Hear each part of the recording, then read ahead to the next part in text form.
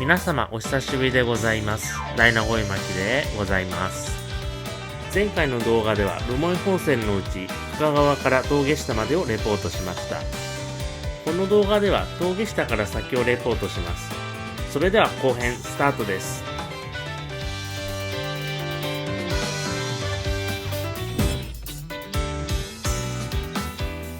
当チャンネルで公開しています留萌本線の動画としましては、今ご覧になられている前後編と2020年1月に収録したものがありますので、よろしければぜひそちらもご覧ください。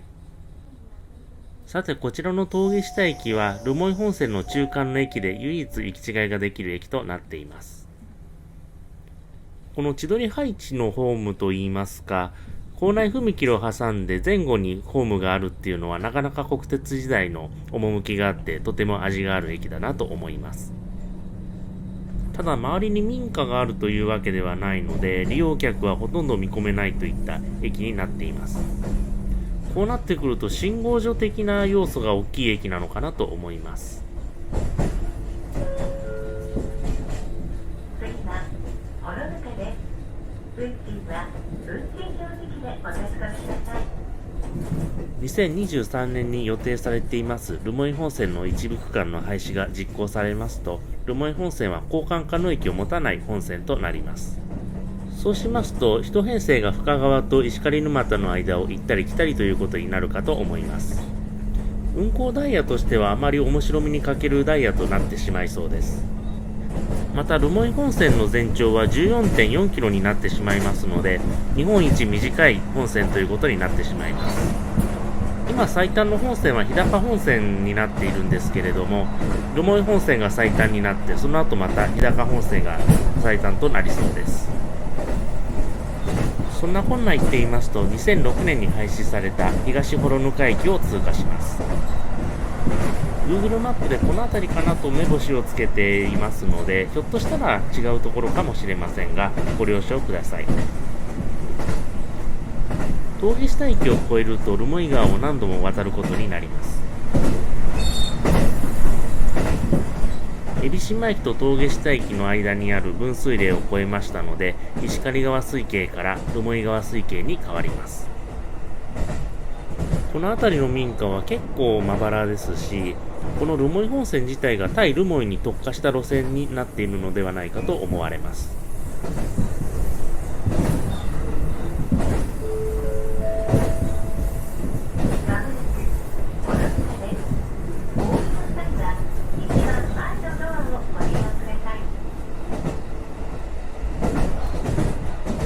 ちなみにここ留萌市の有名人としては若松勉監督であったり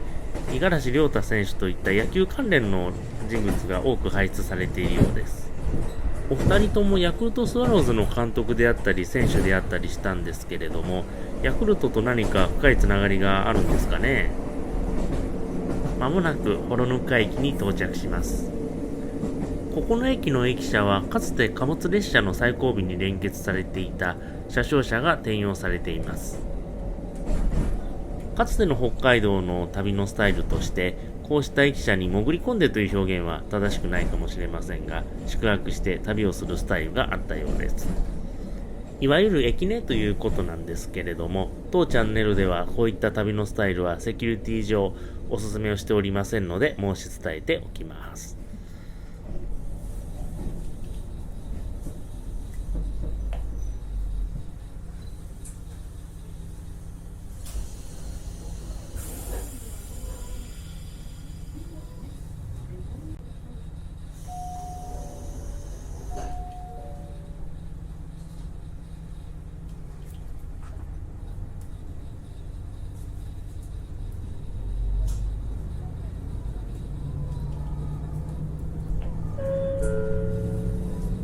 次は藤枝です。運賃は運賃表示器でお確かめください。この幌糠駅の周辺には JA だったり郵便局があったりするので、ちょっとした街を構成していることは間違いないんですけれども、鉄道の利用は芳しくありません。残念ながら留萌本線の役割はこの辺りでは果たしてないと評価せざるを得ませんね。ちなみに高速道路のインターチェンジも近くにありますので、アクセスは非常にいいと思います。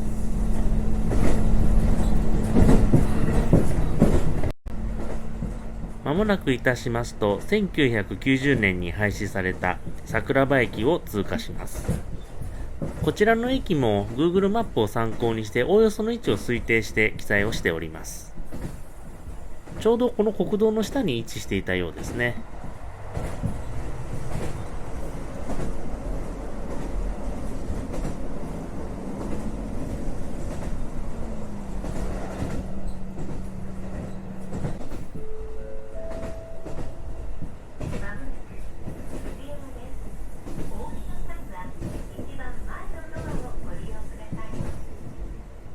まもなく藤山駅に到着します。こちらの駅は一部の普通列車が通過する駅となっています。この駅の周りにも民家はまばらにあることはあるんですけれども、やはり利用状況は芳しくありません。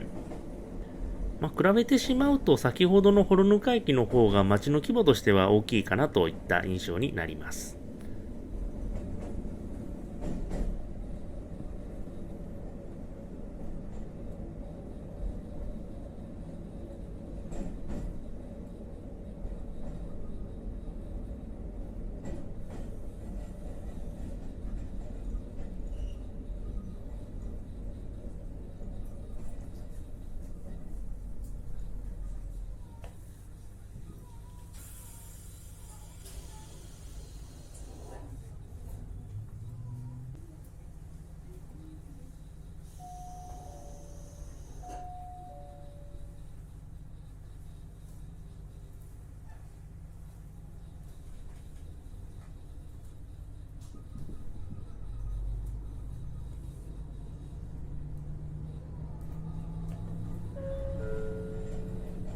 次は大和田です。運賃は運賃表示器でお確かめください。こちらの留萌本線は2023年の廃止時で7往復確保されています。かつて廃止された札沼線の一部区間では1日1本しか列車がないようなところもありましたので、それと比べるとこの留萌本線まだまだ役割があるのかなというふうには思います。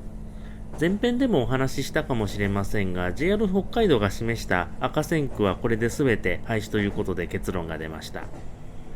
今後は JR 北海道が示した黄色線区がどのように取り扱われるかが焦点となりそうです。個人的な勝手な見通しにはなってしまうんですけれども、稚内だとか北見だとか網走、そして根室といった比較的大きな都市を要する路線になってきますので、いきなり廃止ということはないんじゃないかなとは思っています。またこれらの地域は国防だとか地域振興の問題もありますので、なかなか廃止するというのは難しいんじゃないかなと思います。ただしこれらの線区でもかつて廃止の基準になった特定地方交通線の要件を満たしているところは多々あるので、やはり予断を許さない状況なのかなと思います。まもなく大和田です。お降りの際は一番前のドアをご利用ください。まもなく留萌本線最後の途中駅である大和田駅に到着します。この大和田駅の付近にも民家はあることはあるんですけれども、街の外れに駅が位置しているので、利用状況はやはりあまり芳しくありません。この大和田駅も一部の普通列車が通過する駅となっています。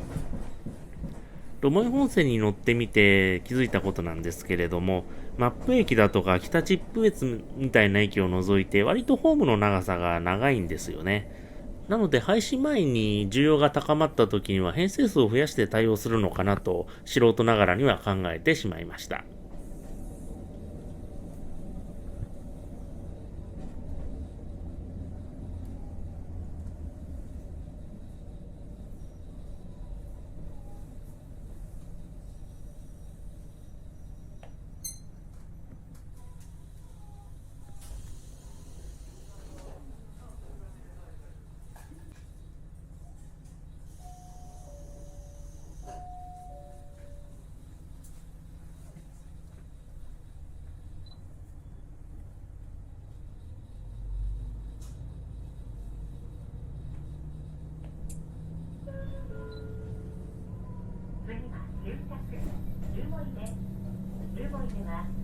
てのドアが開きます。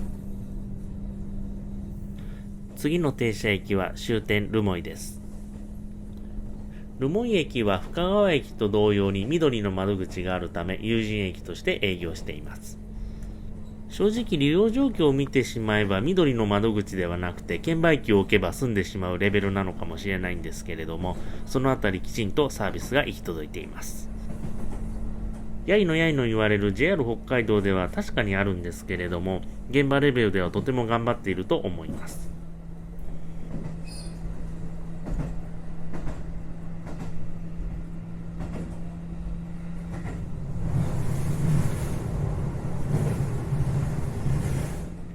さて、大和田駅を出ますと、留萌市の中心市街地に入ってきます。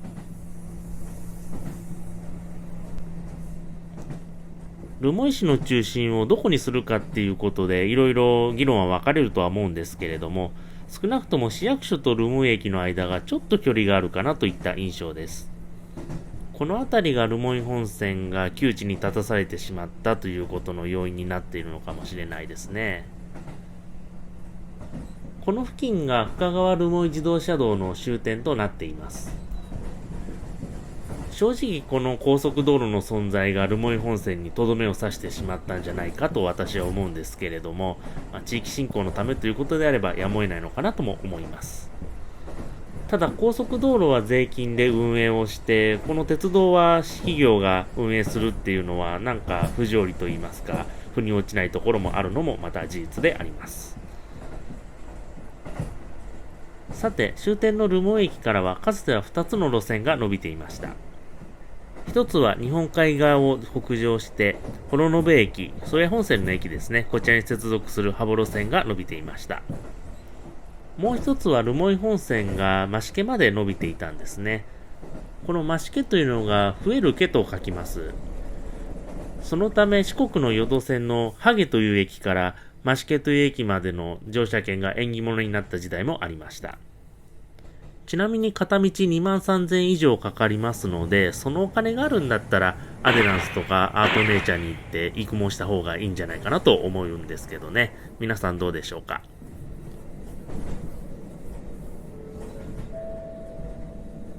ご乗車お疲れ様でした。まもなく終着、留萌です。留萌ではすべてのドアが開きます。運賃、切符は整理券とともに駅係員へお渡しください。整理券の方は分かりやすいよう駅係員にお見せください。どちら様も忘れ物のないようお支度ください。今日も JR 北海道をご利用くださいましてありがとうございました。そんなこんな言っていますと終点の留萌駅に到着しました。私が以前に乗った2020年の1月の段階ではこの左側に見えてる線路も使ってたんですけれども、今はもう使ってないようです。ちょっと寂しいですね。なのでこの駅で列車が並ぶ姿はもう見えないということですね。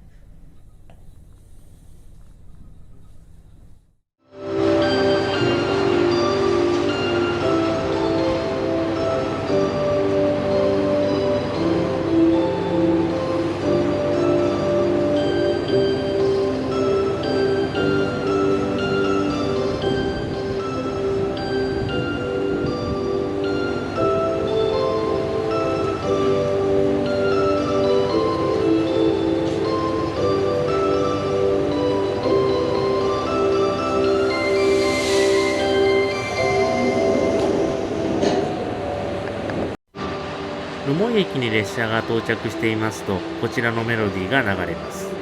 地元の方が作曲されたようです。留萌駅の北側には一部線路が残っておりまして、こちらが増毛方面に向かっていた名残となります。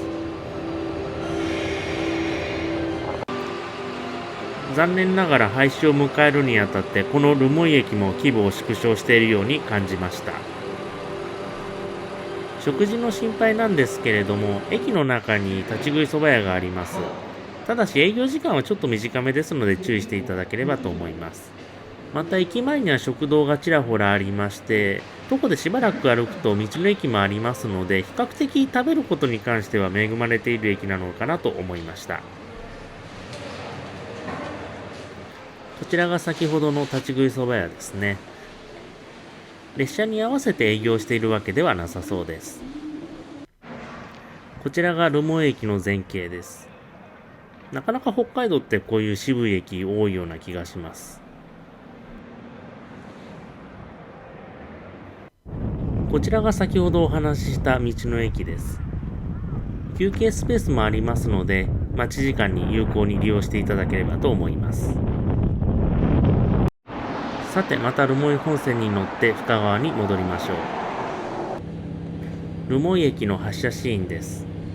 駅員の方が深々と頭を下げる姿はグッとくるものがありました。今回の動画は以上です。皆様もご無理のない範囲でぜひ留萌本線を訪ねてみてください。また廃止後であっても留萌市から日本屈指のドライブロードであるポロロンラインが伸びています。この道路もとってもおすすめなので、ぜひ皆さんドライブに出かけてみてください。本日もご覧いただきましてありがとうございました。また次の動画でお会いしましょう。